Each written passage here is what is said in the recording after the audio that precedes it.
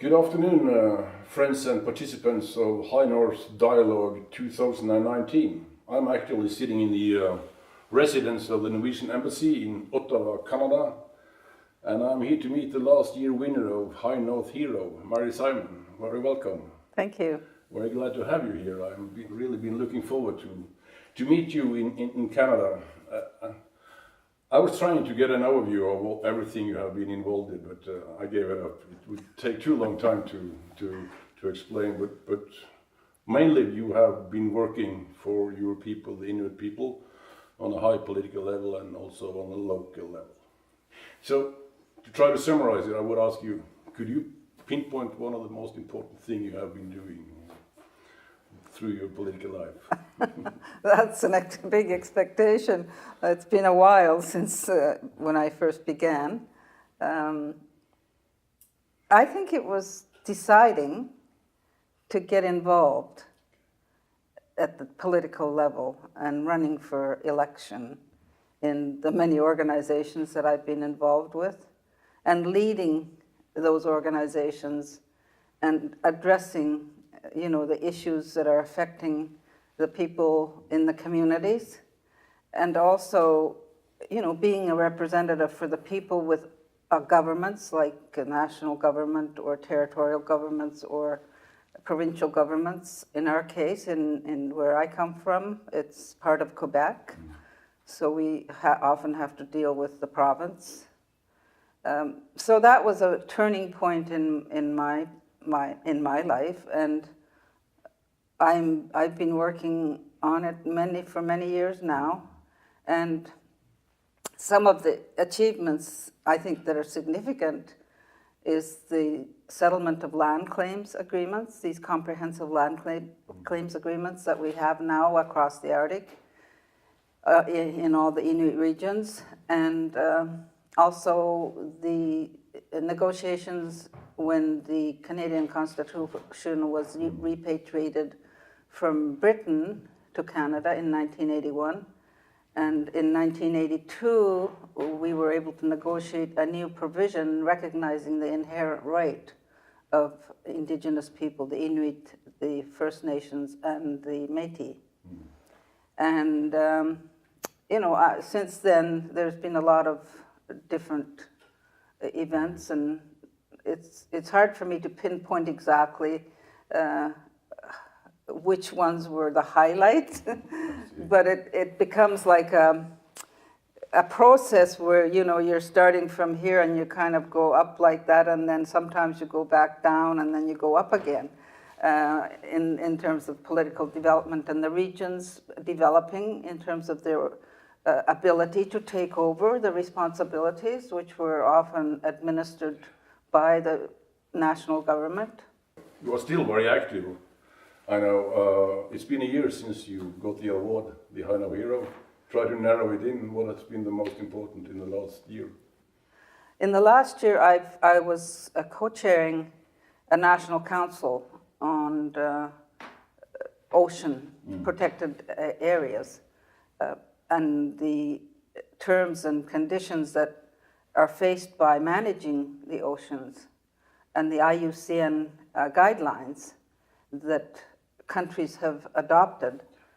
So I co-chaired a process where we had to look at the protected management of these oceans, and one of the things that we did was we developed a new concept called the Indigenous Protected Areas.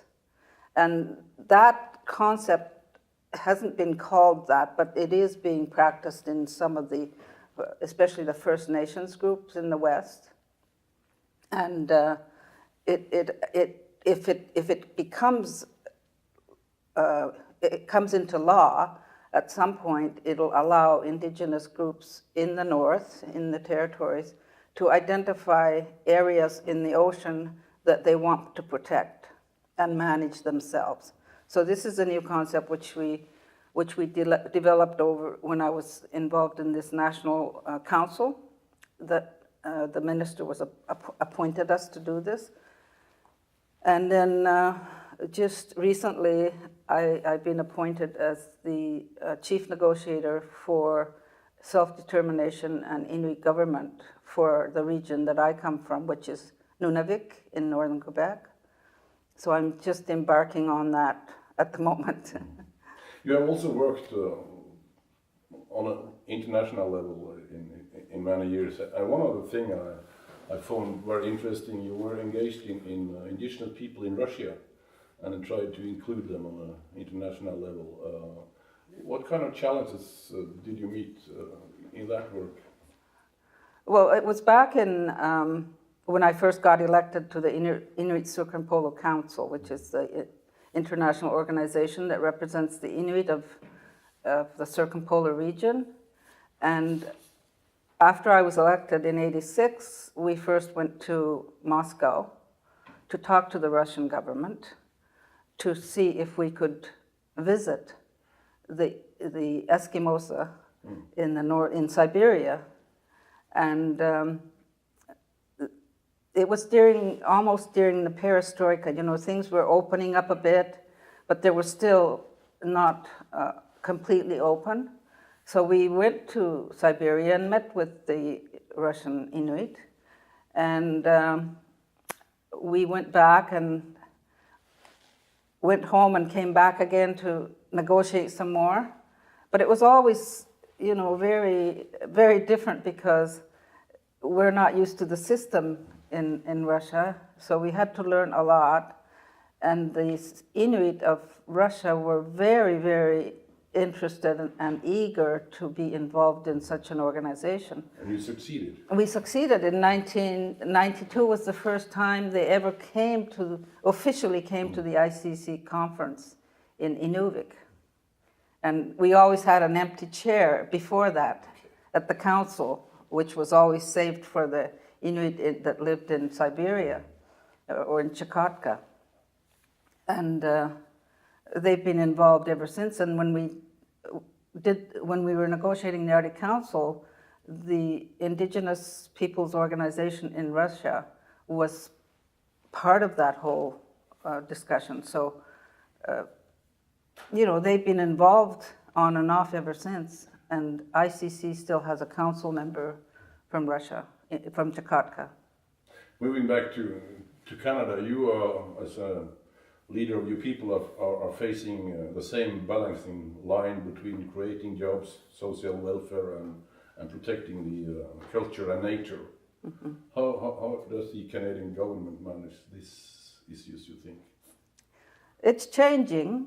I think, you know, over the past many years now, we were in a situation where we didn't have any land claims agreements, and the services were administered from Ottawa, and we didn't have any control over our own affairs. But since we've been able to negotiate our land claims agreements, and then we have the division of the Northwest Territories that created the new territory of Nunavut, the relationship has evolved and changed over time. But it's always a challenge to figure out how you balance the interests of the people living in the North in the small communities, and not just in terms of maintaining their cultural way of life, but also to make sure that the young people are getting educated. It sounds like a description of most of the High North and the Arctic challenges, the same problem. And you are obviously, and I know, engaged in younger people, and that's what you are talking about, education and a good social life. And that reminds me of something I really want to talk to you about, the more darker side of life. Your people, young people in your communities are challenging problems that lead to several, I would say a lot of suicide among young people. It's difficult to talk about it, but as far as I understand, you think it's important to address these issues. Very much so. I'm a firm believer that in order to better understand why this crisis is going on, I see it as a crisis because the suicide rate in the North is, they say, 12 times greater than the rest of Canada. when you take away the indigenous communities. And anytime there's multiple suicides in 6 months, to me it's a crisis, that there's something that we need to tackle. And in order to understand how to tackle that, we need to discuss it. So some people don't like to discuss it. It is a very sensitive issue. We have been all impacted by it. Like almost every family in the North has been impacted by it, like where I come from. You have been... I have been directly impacted by it, yes, and not very long ago. But also indirectly relatives, that are impacted. And it's a very difficult issue, because one of the things that happens is that when there is when somebody takes their life, it becomes like a very big crisis for the family and the community. So we rush to that particular situation, and then once everything calms down, we go back home and we kind of like leave it alone.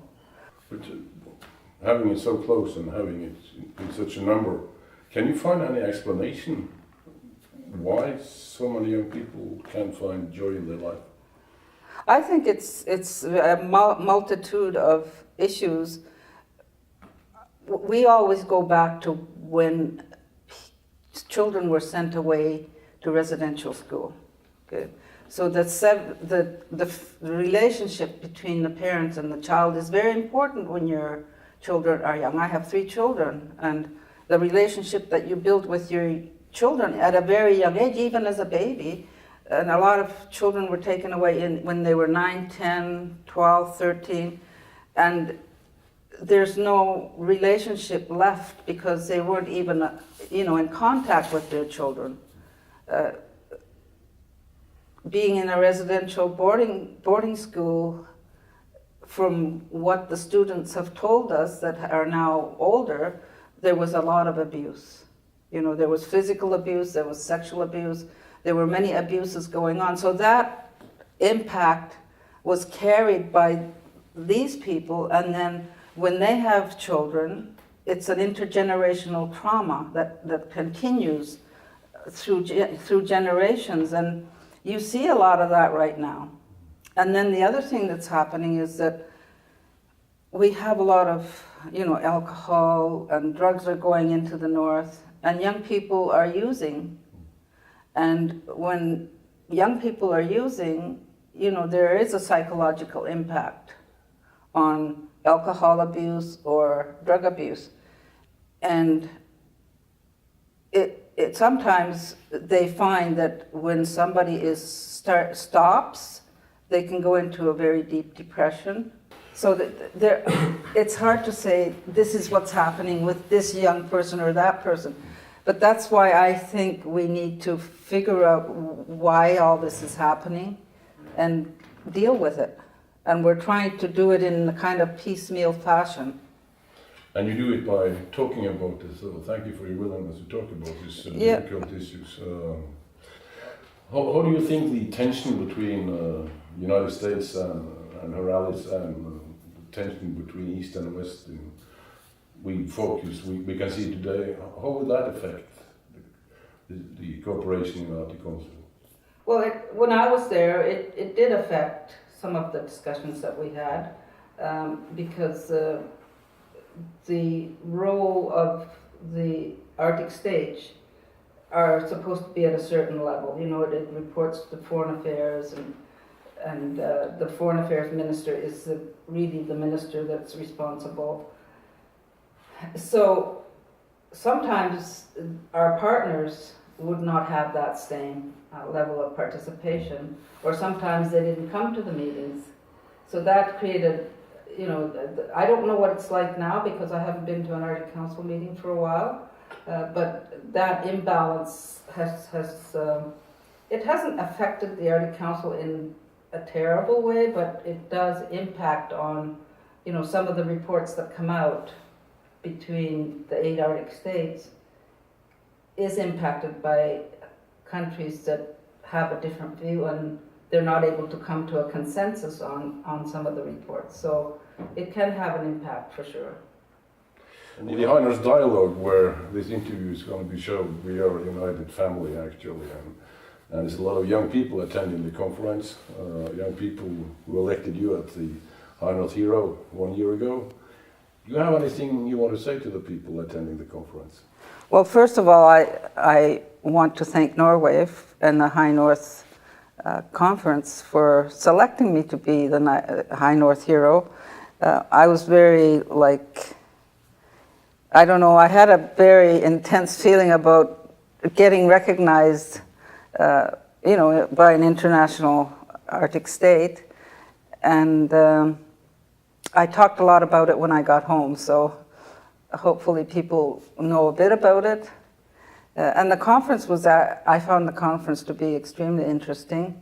And the young people that were there, I spoke to some of them, and whenever I speak to young people, I always kind of, leave a message. And the message is that, this whole process of development or dealing with climate change or dealing with environmental protection is a common goal. If we can't work in isolation of one another. So to me, cooperating on these different issues is very important, and part of that is to educate one another. If I wasn't involved in the Arctic Council, I would not know as much as I do about Norway, as an example, because I spent some time in Norway and also talked to the people that were involved. And it's a learning process, it's an educational process, and to take that education and use it in whatever field that you find that you want to go into when you complete your education, I think is really critical. And we always say we want to take responsibility. Well, this is a common responsibility we have, and I think organizations like the High North Conference is a place where we can do that. Thank you very much, Mary. Thank you for inviting me. And good luck with your work. Thank you very much. Thank you.